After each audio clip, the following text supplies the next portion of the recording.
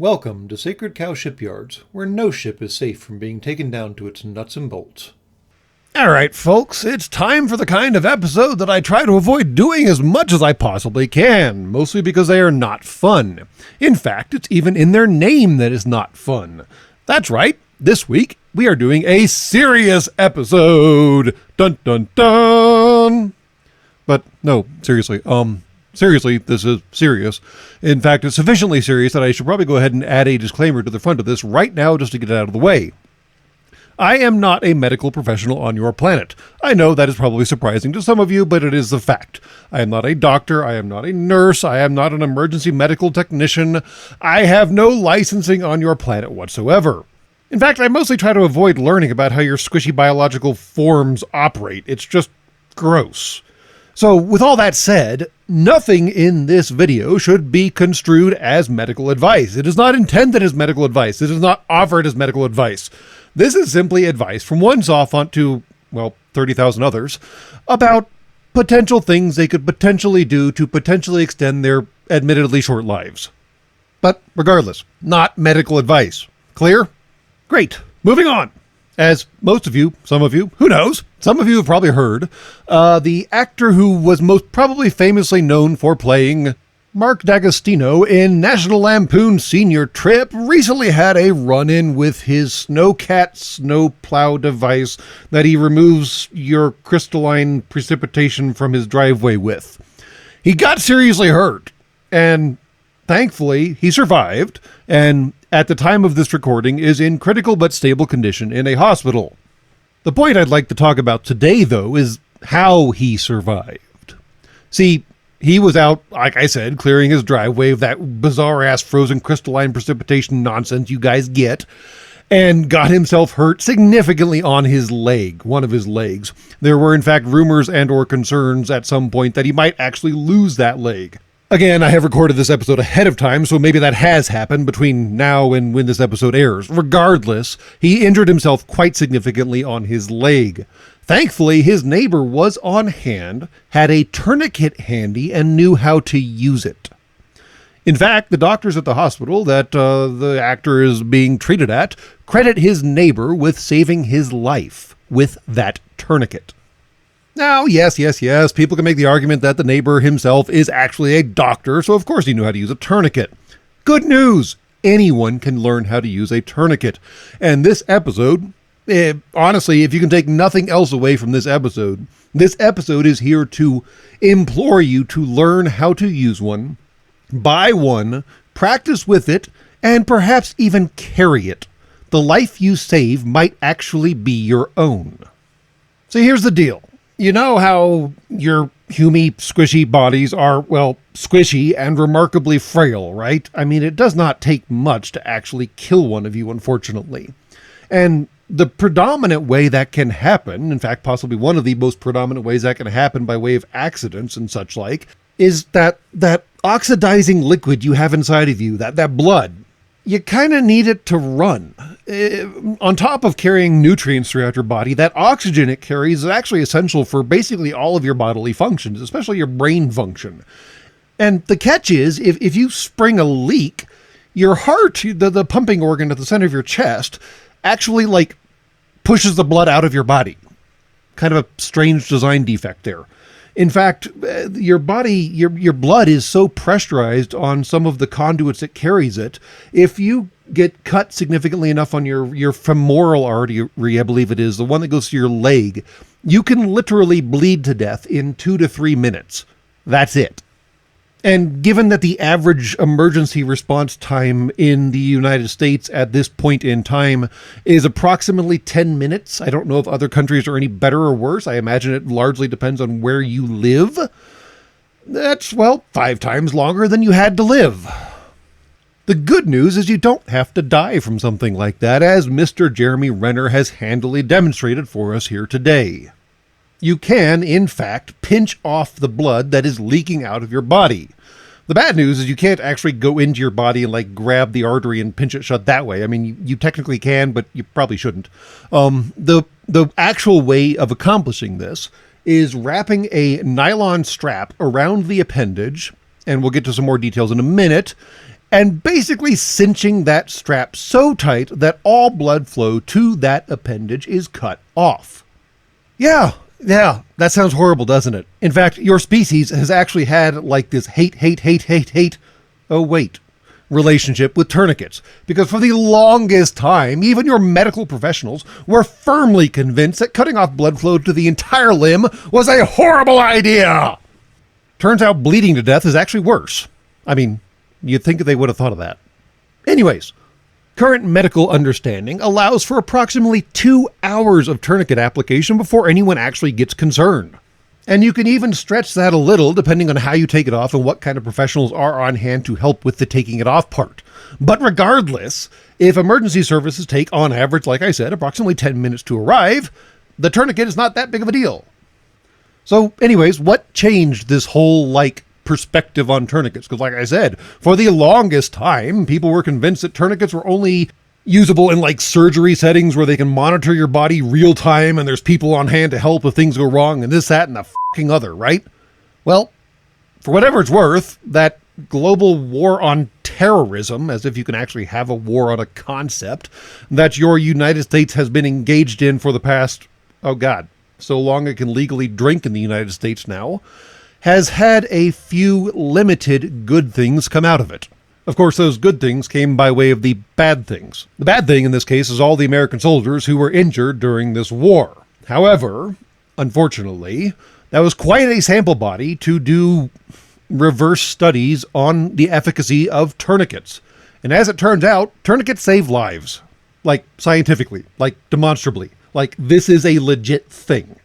Anyone with a serious grievous injury on an extremity, their life could be saved by the timely application of a tourniquet. Obviously, this depends on the location of the injury and a whole host of other details, but still, if the injury is somewhere that can be tourniqueted and the tourniquet is applied and they get to medical services fast enough, or fast enough is now hours instead of minutes, their life can be saved. In fact, thankfully, or not, depending, again, this is complicated, the understanding of tourniquets has grown so much so fast in such a short time that civilians are now using them in situations where they need them.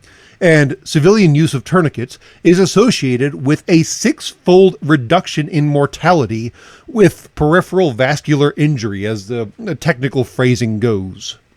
6-fold reduction. That means for every 6 people who would have died otherwise, 5 of them survived because someone used a tourniquet. That is huge. Now, okay, fine. As huge as that is, tourniquets are, of course, not end-all be-alls.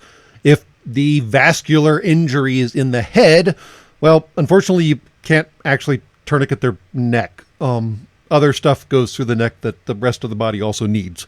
Details.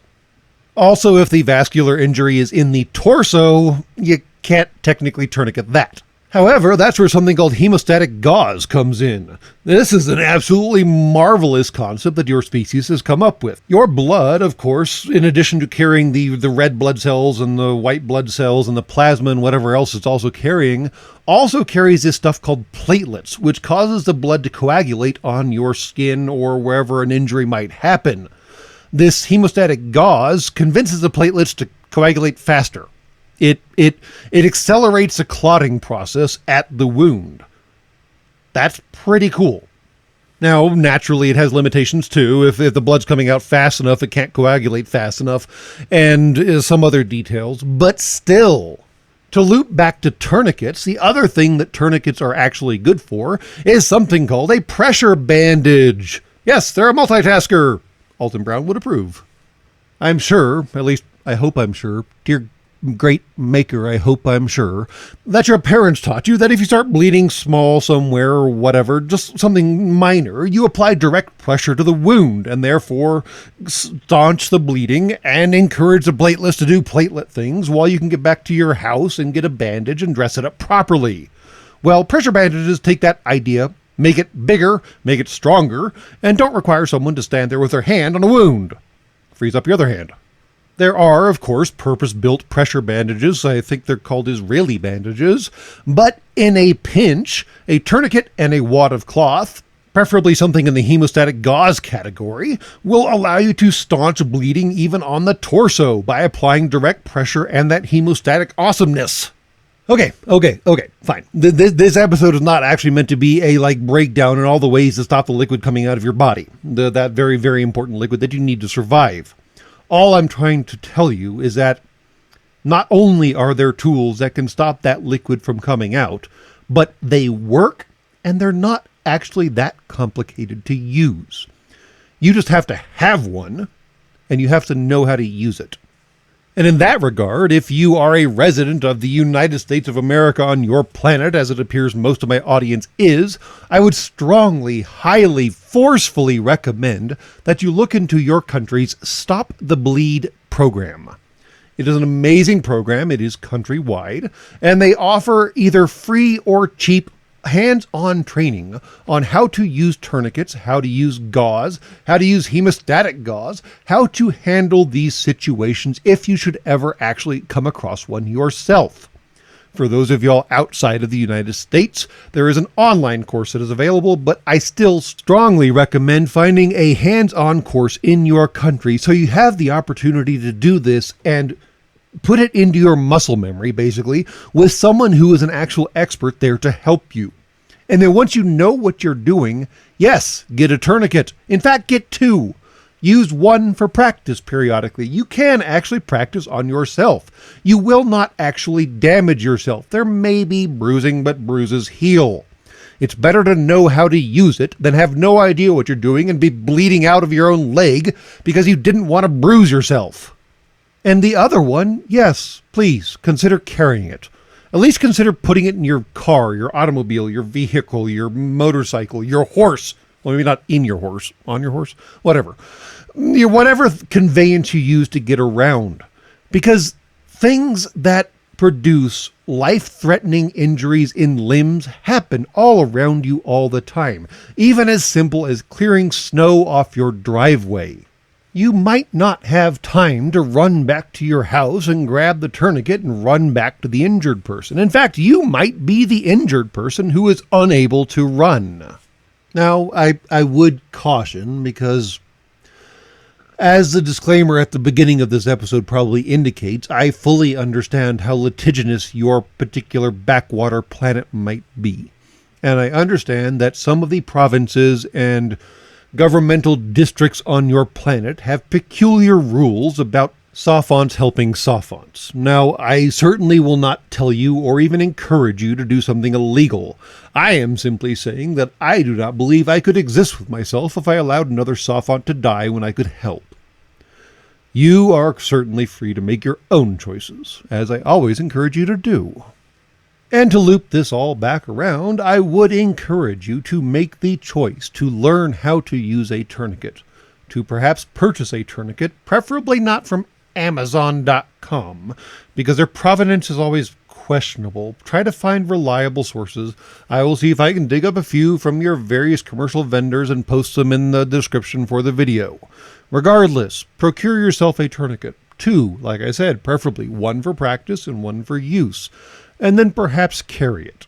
I'm certainly not going to say that you're going to get the chance to save Jeremy Renner's life, although that would be quite a story if it happened yet again. But you might save someone's life, and that has value, does it not? And that's all from Sacred Cow Shipyards. Please be advised that any ship left on the dock for more than 24 hours will be compressed to a cube at the owner's expense. Have a nice day.